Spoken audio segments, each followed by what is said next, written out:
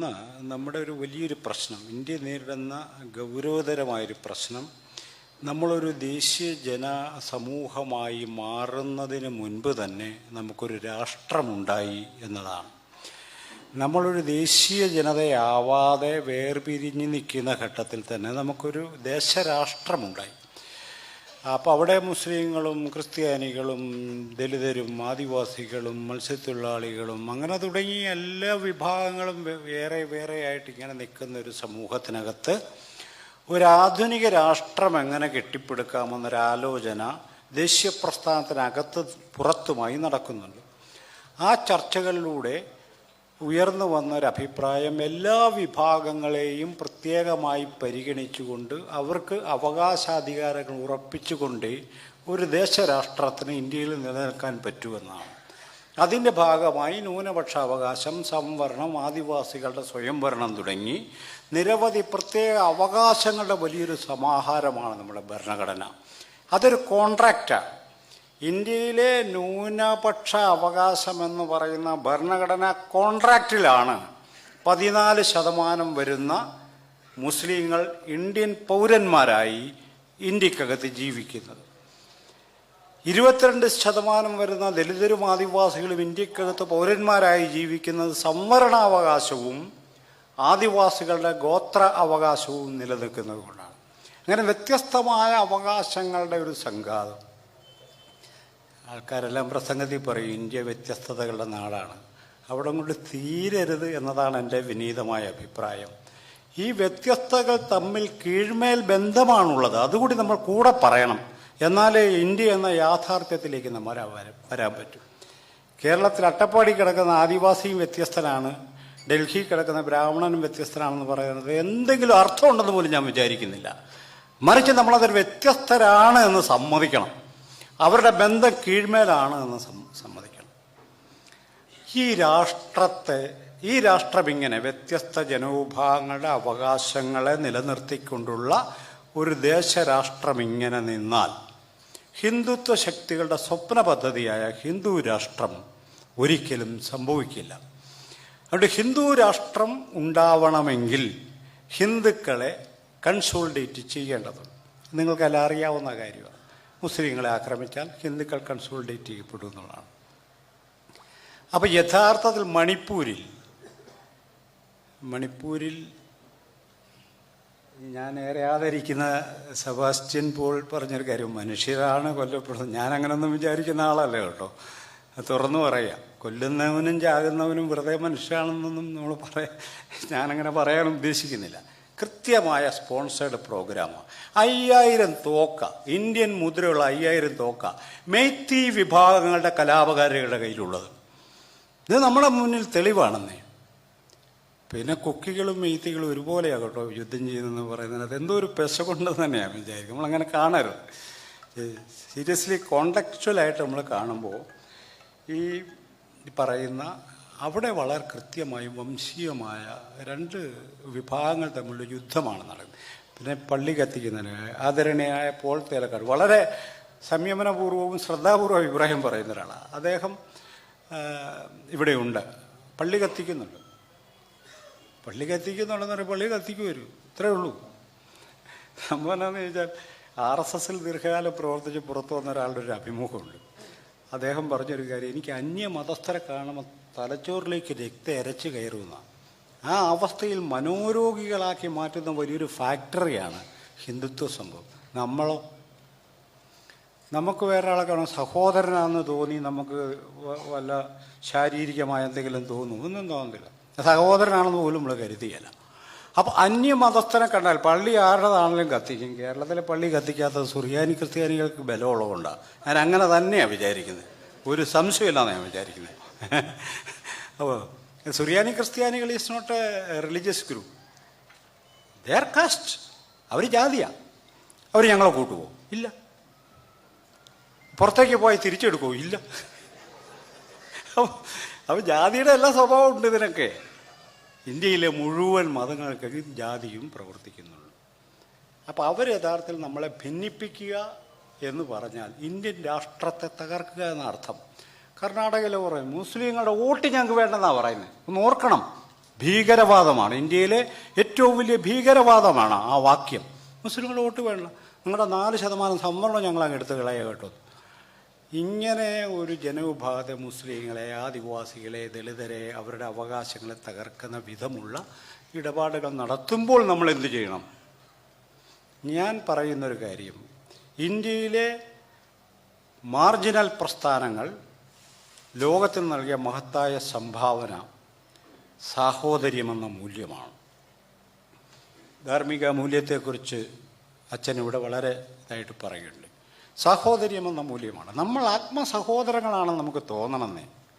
അല്ലാതെ BJP-കാരൻ അവിടെ കത്തിക്കുക എന്ന് പറഞ്ഞ് ഇവിടെ വെറുതെ കിടന്ന് ബഹളം വെച്ചൊരു കാര്യം നമുക്കെന്തുകൊണ്ട് തോന്നുന്നില്ല? ഞാൻ നിങ്ങളുടെ സഹോദരനാണെന്ന് നിങ്ങൾക്ക് തോന്നുന്നുണ്ടോ? നിങ്ങൾ എൻ്റെ സഹോദരനാണ് എനിക്ക് തോന്നുന്നുണ്ടോ? ഇതാ ചോദ്യം. അവിടെ ശത്രു ഉള്ളതുകൊണ്ട് നമുക്ക് കൂടിയിരിക്കാന്ന് പറയുന്ന പരിപാടി നിർത്തണം. ശത്രു ഇല്ലെങ്കിലും ഇന്ത്യയിലെ ദളിതർ മുസ്ലിങ്ങൾക്ക് സഹോദരങ്ങളാണെന്ന് പറയണം. നമ്മൾ അവിടെ കാര്യം കിടക്കണം. അത് പറ്റിയല്ലെങ്കിൽ തല അങ്ങ് വെച്ചു കൊടുത്താൽ മതി. കൂടെ താമസമില്ലാതെ കാര്യം അവർ തീർത്തു തരും.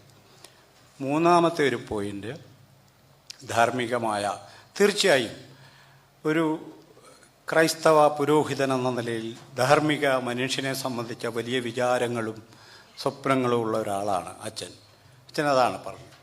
ബട്ട് ഒരു പ്രശ്നം എന്താണെന്ന് ചോദിച്ചാൽ, ഡോക്ടർ BR അംബേദ്കർ ഒരിക്കൽ പറഞ്ഞു, ഹിന്ദു സമൂഹത്തിനൊരു പൊതു മനസാക്ഷി സാധ്യമാണോ? അത് ലേഖനത്തിൻ്റെ തലക്കെട്ട. ഹിന്ദു സമൂഹത്തിന് പൊതു മനസാക്ഷി സാധ്യമാണോ? സാധ്യമല്ല. ഇപ്പം ഇന്നലെ ഉണ്ടായൊരു സംഭവവികാസം പറഞ്ഞാൽ NSS കേരളത്തിലെ ഹിന്ദുക്കളുടെ കോൺട്രാക്റ്റ് മുഴുവൻ എടുത്തേക്കുക. ഹിന്ദുക്കൾക്ക് വേണ്ടിയാണ് പുള്ളി വാദിക്കുന്നതെന്നാണ് പറഞ്ഞത്. പക്ഷെ വെള്ളാപ്പള്ളി നടരാജനെ പെരുന്നാൾ കയറ്റിയല്ല. വെള്ളാപ്പള്ളി നടരാജൻ്റെ വീട്ടിലേക്ക് എന്നെ കയറ്റിയല്ല. എൻ്റെ വീട്ടിലേക്ക് ഉള്ളാടം വന്നാൽ കയറ്റിയല്ല. ഇങ്ങനെ ഇവർ തലതല്ലി കീറി ചത്തോളൂ എന്നുള്ളത് നല്ല ഉറപ്പാണ്. മനസ്സിലായില്ലേ? നായന്മാരിൽ തന്നെ ചെറിയൊരു ന്യൂനപക്ഷം ഈ NSSൻ്റെ ആൾക്കാരാണെന്ന് പറഞ്ഞുള്ളൂ. പക്ഷെ പുള്ളി ഹിന്ദുക്കളുടെ മൊത്തം കാര്യം എന്ന് പറയുന്ന പോലെ ഈ അമിത്ഷായും മോഡിയൊക്കെ ഞങ്ങൾ ഹിന്ദുക്കളുടെ ആൾക്കാരത് വലിയ കാര്യമൊന്നുമില്ല. അമിത്ഷായ്ക്ക് ഭയങ്കര ബുദ്ധിയാണെന്ന് പറയും. നമ്മുടെ പ്രശാന്ത് ഉണ്ടല്ലോ, തെരഞ്ഞെടുപ്പ് വിദഗ്ധൻ, അദ്ദേഹം ബംഗാൾ തെരഞ്ഞെടുപ്പിൻ്റെ സമയത്ത് പറയും അയാൾക്ക് ഒരു ബുദ്ധിയില്ലെന്ന് പറഞ്ഞു, മന്ദബുദ്ധിയാന്ന് പറഞ്ഞ്. കുറേ പൈസ ആയിട്ട് ഇറങ്ങും, പർച്ചേസ് ചെയ്യും, ഗവൺമെൻറ് അട്ടിമറിക്കും. അതിന് ബുദ്ധിയില്ല, പൈസ പോരെ. മാത്രമല്ല അയാൾ ഒരു കാര്യം പറഞ്ഞു, 100 സീറ്റ് തികച്ച് ബംഗാളിൽ പിടിച്ചാൽ ഞാൻ ഈ പണി നിർത്താമെന്ന് പറഞ്ഞു. 72 സീറ്റാണ് പിടിച്ചത്. ഓർക്കണം, നിർമ്മല സീതാരാമൻ ഉള്ളി വീട്ടിൽ മേടിക്കാത്ത ആളാണ്. ഉള്ളിക്ക് വില കൂടി ഏതോ പത്രപ്രവർത്തനം ചോദിച്ചു, ഉള്ളിക്കൊക്കെ വിലയാണ്. ഞാൻ വീട്ടിൽ ഉള്ളിയൊന്നും മേടിക്കാറില്ലെന്നാണ്. നമ്മുടെ മന്ത്രിമാരുടെ അവസ്ഥയൊന്നും ആലോചിക്കണം. ഇവരുടെ ഭർത്താവ് പറഞ്ഞു, പ്രധാനമന്ത്രി നരേന്ദ്രമോദി ഒരു ധാരണയില്ലെന്ന് പറഞ്ഞു. സാമ്പത്തിക ശാസ്ത്രത്തിൽ ABCD അറിയാൻ പാടാത്ത ആളാണെന്ന് മോഡി എന്ന് പറഞ്ഞത് ഇന്ത്യൻ ധനമന്ത്രിയുടെ ഭർത്താവാന്ന് ഓർക്കണം. മോഡി തിരിച്ച് പറയില്ല. അതിനെ കാരണം എന്നറിയാവോ? ദ്വിജനാ പറഞ്ഞിരിക്കുന്നത് എന്ന് പറഞ്ഞാൽ തമിഴ് പട്ടനാ പറഞ്ഞ കളി വേറെ വരും. മോഡി വിചാരിക്കുന്ന പോലല്ല. ഇതാണ് അതിൻ്റെ കാര്യം. അപ്പോൾ നമ്മുടെ മനസാക്ഷിക്ക് ഒരു ഏങ്കോടിപ്പുണ്ട്. അതുകൊണ്ട് ആദിവാസി ചത്താൽ നമ്മളാരും ചോദിക്കുകയല്ല, മറിച്ച് സവർണം ചത്താൽ നമ്മൾ വിടിയല്ല. നമ്മൾ അന്നേരം മെഴുകുതിരിയായിട്ടങ്ങ് ഇറങ്ങുക, എല്ലായിടത്തും കാത്തിച്ച് മൊത്തം ബഹളമാണ്. എന്താണ് ആദിവാസിക്ക് വേണ്ടി നമ്മളുടെ മനസാക്ഷി ഉണരാതെ പോകുന്നത്? ആ ചോദ്യം. അപ്പം നമുക്ക് ആത്മസഹോദരങ്ങളായി ജീവിക്കുന്ന ഒരു പാരസ്പര്യത്തിൽ ജീവിക്കുന്ന ഒരു സമൂഹമില്ലാതെ ഈ രാഷ്ട്രീയ പ്രതിസന്ധിയെ മറികടക്കാൻ നമുക്ക് പറ്റില്ല. ഈ രാഷ്ട്രീയ പ്രതിസന്ധിയെ മറികടക്കാനായിട്ട് നമ്മുടെ മുന്നിലുള്ള പ്രധാനപ്പെട്ട ഒരു മാർഗം എന്താണ്? ഇപ്പോൾ BJP-ക്കെതിരെ നമ്മളെല്ലാം ക്യാമ്പയിൻ ചെയ്യണം. ഞാൻ BJP-ക്കെതിരെ വർഷങ്ങളായി ക്യാമ്പയിൻ ചെയ്യുന്ന ആളാണ്. എനിക്ക് വ്യക്തിപരമായി ഇന്നലെ ഉണ്ടായൊരു അനുഭവം, എൻ്റെ വീട്ടിൽ അമ്മ മരിച്ചപ്പോൾ അവിടുത്തെ ചടങ്ങ് എന്താണെന്ന് നോക്കി വീഡിയോ എടുത്തൊന്ന് അയച്ചു കൊടുക്കണമെന്ന് കേരളത്തിലെ പ്രമുഖനായ ഒരു സംഘി ഒരാളെ പറഞ്ഞു വിട്ടു. ആ പുള്ളി വീട്ടിൽ വന്ന് നോക്കുമ്പോൾ അവിടെ ചടങ്ങൊന്നുമില്ല. അപ്പോൾ പുള്ളി തിരിച്ചു. എന്തിനായിരിക്കും ആളെ പറഞ്ഞു വിട്ടത്? ഒറ്റ കാര്യമുള്ളൂ, സണ്ണി ഇങ്ങനെ ഹിന്ദുത്വ വിരുദ്ധതയൊക്കെ പറയും. അവൻ്റെ വീട്ടിൽ അമ്മ മരിച്ചു കിടക്കുമ്പോൾ അവിടെ രാമായണം വായിക്കുകയായിരുന്നു എന്ന് പറയാൻ വേണ്ടിയിട്ടാണ്. ഇത് നമുക്ക് നേരത്തെ തന്നെ അറിയാവുന്നത് കൊണ്ടും നമ്മളൊരു വിശ്വാസത്തിലും ഇല്ലാത്തതിനും നടന്നില്ല. വിശ്വാസം ആചാരം വേണ്ടെന്ന് പറഞ്ഞു.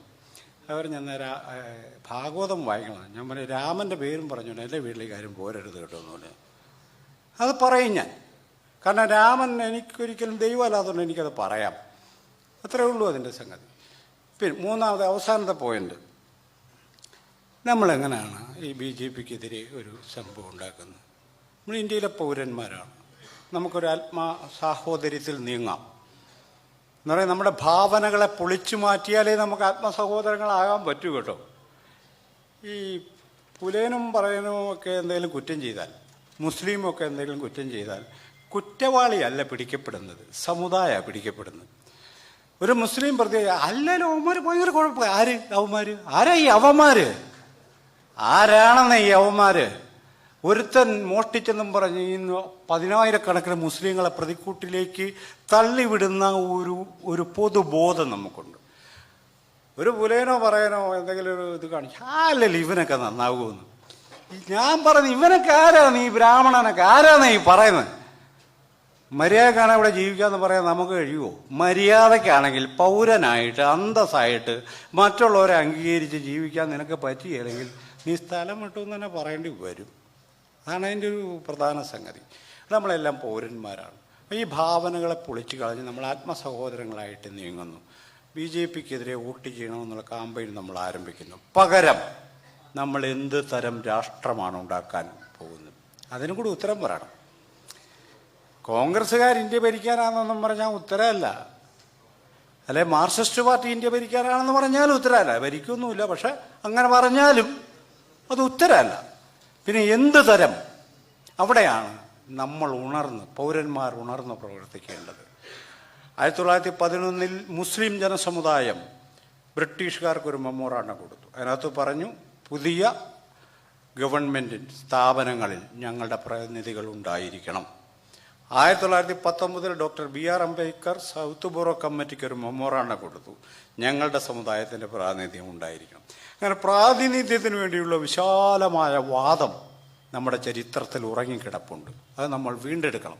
ഇന്ത്യയിലൊരു ഗവൺമെൻറ് ഉണ്ടായാൽ ആ ഗവൺമെൻറ്റിൽ ഇന്ത്യയിലെ മുഴുവൻ ജനവിഭാഗങ്ങളുടെയും പ്രതിനിധികൾക്ക് അധികാര പങ്കാളിത്തം ഉണ്ടായിരിക്കുമെന്ന് പ്രഖ്യാപിക്കണം. അതാണ് പുതിയ രാഷ്ട്രീയം എന്ന് പറയൽ. അല്ല വെറുതെ ജനാധിപത്യമാണ് എന്നും പറഞ്ഞ കഥയൊന്നുമില്ല. അങ്ങനെ എല്ലാവർക്കും പ്രാതിനിധ്യമുള്ള ഒരു ഗവൺമെൻറ്റിന് വേണ്ടി നിലകൊള്ളുന്ന ഒരു പൗര സമൂഹ പ്രസ്ഥാനം ഇന്ത്യയിൽ ഉദയം ചെയ്താൽ BJPയെ നമുക്ക് മൂലക്കിരുത്താൻ പറ്റും.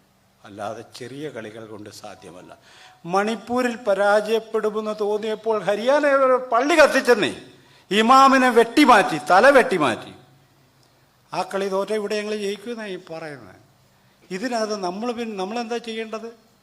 നമ്മൾ ചെയ്യേണ്ടത് ദലിതരും മുസ്ലിങ്ങളും മാത്രമല്ല, ഈ പൗര സമൂഹത്തിലെ പ്രധാനികളും മാത്രമല്ല, ഈ ഹിന്ദു സമൂഹത്തിൽ തന്നെ ഉണ്ട് എന്ന് പറയുന്ന ഒരു അവഗണന മാത്രമുള്ള, നമുക്ക് വേണ്ടി അവർ ഭരിക്കുകയാണല്ലോ. പിന്നെ എനിക്ക് പ്രത്യേകിച്ച് ജോലിയൊന്നുമില്ല, കുറെ കൊല്ലമായിട്ട് ഞാൻ ഈ പണിയിൽ നടക്കുക. എനിക്ക് വേണ്ടി ബാക്കിയുള്ളവരാ ഭരിക്കുക. അല്ല നിനക്ക് വേണ്ടിയില്ല ഞാൻ എത്ര കഷ്ടപ്പെടുന്നു. ഞാനും ഇച്ചിരി കഷ്ടപ്പെട്ടോട്ടെ എന്ന് ചോദിച്ചാൽ നീ കഷ്ടപ്പെടണ്ട, അത് ഞാൻ കഷ്ടപ്പെട്ടോളാന്നാണ് മറുപടി. ഇങ്ങനെയുള്ള വിദ്വാൻമാരാണ് ഈ കാര്യങ്ങൾ ചെയ്യുന്നത്. അതുകൊണ്ട് politically V will B sensible. നമ്മൾ വളരെ സെൻസിബിളായി പ്രവർത്തിക്കേണ്ട ഒരു ഘട്ടമാണ്. ഏറ്റവും അവസാനത്തെ ഒരു കാര്യമാണ്, ഈ ഇടയ്ക്കിടയ്ക്ക് ഇങ്ങനെ ഈ ജർമ്മനി കയറി വരുന്നുണ്ട്. എനിക്കത് പറയാതെ, ജർമ്മനിയായിട്ട് ഇന്ത്യൻ സമഗ്രാധിപത്യത്തിന് ഒരു ബന്ധവുമില്ല.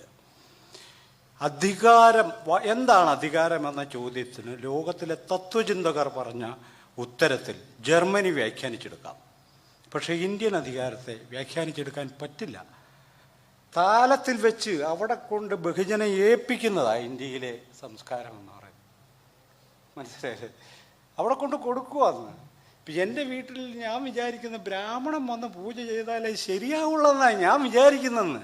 എന്നിട്ട് പിന്നെ ബ്രാഹ്മണാധിപത്യം എന്ന് പറഞ്ഞിട്ടുണ്ട് കാര്യമുള്ളത്. അപ്പം ഈ അധികാരം അഴിച്ചെടുക്കാൻ എളുപ്പമല്ല. നിങ്ങൾക്കറിയാമോ, വൈക്കം സത്യാഗ്രഹാനന്തരം ക്ഷേത്രപ്രവേശനം വിളംബരത്തിന് ശേഷം അവിടെ കയറിക്കോളാൻ പറഞ്ഞു. അമ്പലത്തിൽ എല്ലാവരും കയറി, പുലനും പറയനും ജോഗവനും എല്ലാവരും കയറിക്കോളാൻ പറഞ്ഞു. ഒറ്റ എഴുതും കയറിയില്ല. കാര്യം എന്താണെന്നറിയാമോ? വൈക്കത്തെ പട്ടന്മാർ പറഞ്ഞ് അകത്ത് കയറിയാൽ ശിവൻ തൃക്കൺ തുറക്കും, നീ ഭസ്മമായി പോകുമെന്ന് പറഞ്ഞു. 10 വർഷം കഴിഞ്ഞ ഒരുത്തനകത്ത് കയറിയത്. എന്ന് പറഞ്ഞാൽ ഇന്ത്യയിലെ അധികാരം ദൈവദത്തമാണ്, ചോദ്യം ചെയ്യപ്പെടാൻ പാടില്ല. ഈ ദൈവദത്തമായ അധികാരത്തെ അട്ടിമറിക്കുക അത്ര എളുപ്പമല്ല. അതുകൊണ്ട് we will be more sensible. We should have new imagination on state and people. ജനത്തെക്കുറിച്ചും രാഷ്ട്രത്തെക്കുറിച്ചും പുതിയ ഭാവന നമുക്കുണ്ടാവുകയും അതിനുവേണ്ടി നിലകൊള്ളാൻ സമൂഹത്തെ പ്രേരിപ്പിക്കുകയും രാഷ്ട്രീയ പാർട്ടികൾ നാളിതുവരെ എടുത്ത നിലപാടുകളെ പുനഃപരിശോധിക്കാൻ അവരെ നിർബന്ധിക്കുകയും ഒക്കെ ചെയ്തുകൊണ്ടുള്ള വളരെ വിശാലമായ ഒരു കുൽസിതമായ താല്പര്യങ്ങളെല്ലാം മാറ്റിവെച്ച് വളരെ വിശാലമായ ഓപ്പണായിട്ടുള്ള ഒരു സമീപനം ഈ കാര്യത്തിലെടുക്കണം. 2024 കൂടി BJP അധികാരത്തിൽ വന്നാൽ ഒരാളെയും പേടിക്കാതെ ഹിന്ദു രാഷ്ട്രം പ്രഖ്യാപിക്കപ്പെടുമെന്നുള്ള കാര്യത്തിൽ ഒരു തർക്കവും വേണ്ട. അതുകൊണ്ട് 2024 തെരഞ്ഞെടുപ്പിൽ BJP പരാജയപ്പെടുത്തുക എന്നത് മനുഷ്യാന്തസ്സിനെ വില കൽപ്പിക്കുന്നവർ, ജനാധിപത്യത്തെ, സ്നേഹത്തെ, കാരുണ്യത്തെ, സാഹോദര്യത്തെ വില കൽപ്പിക്കുന്നവരെല്ലാവരും ഒരുമിച്ച് നിന്ന് ബാക്കിയെല്ലാം നമ്മൾ വിട്ടുകളയാം. നമുക്കിടയിലെ വൈരുദ്ധ്യങ്ങളെല്ലാം വിട്ടുകളയാം. ഇവനെ നമ്മൾ പരാജയപ്പെടുത്തിയേ പറ്റൂ എന്ന തീരുമാനത്തിൽ അടിയുറച്ച് നിൽക്കാൻ നമുക്ക് കഴിയണം. അതിനുവേണ്ടി കുടുംബങ്ങൾ കയറിയിറങ്ങി കാമ്പയിൻ ചെയ്യാൻ പറ്റണം. അതിനു പകരം എല്ലാവർക്കും നീതിയും സമാധാനവും വാഗ്ദാനം ചെയ്യുന്ന മറ്റൊരു ഇന്ത്യ ഞങ്ങൾ സാധ്യമാക്കുമെന്ന് നമ്മൾ ജനങ്ങൾക്ക് ഉറപ്പ് കൊടുക്കണം. നമുക്ക് പരാജയപ്പെടാൻ പറ്റില്ല. ഇനി പരാജയപ്പെടുക എന്ന് പറഞ്ഞാൽ ഇന്ത്യ എന്ന രാഷ്ട്രം ഭൂമുഖത്ത് നിന്ന് തുടച്ചു നീക്കപ്പെടുക എന്നായിരിക്കും അർത്ഥം. അത്രയും ഗുരുതരമായ രാഷ്ട്രീയ വെല്ലുവിളിയാണ്. അത് ഏറ്റെടുക്കാൻ ജമാഅത്തെ ഇസ്ലാമിയെ പോലുള്ള സംഘടനകൾ കാണിക്കുന്ന ഔത്സുക്യത്തെ ആദരപൂർവ്വം അഭിവാദ്യം ചെയ്തുകൊണ്ട് ഞാൻ നിർത്തുന്നു.